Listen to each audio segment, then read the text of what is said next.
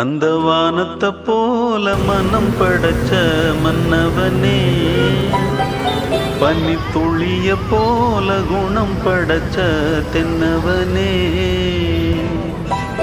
மஞ்சளிலே ஒரு நூலெடுத்து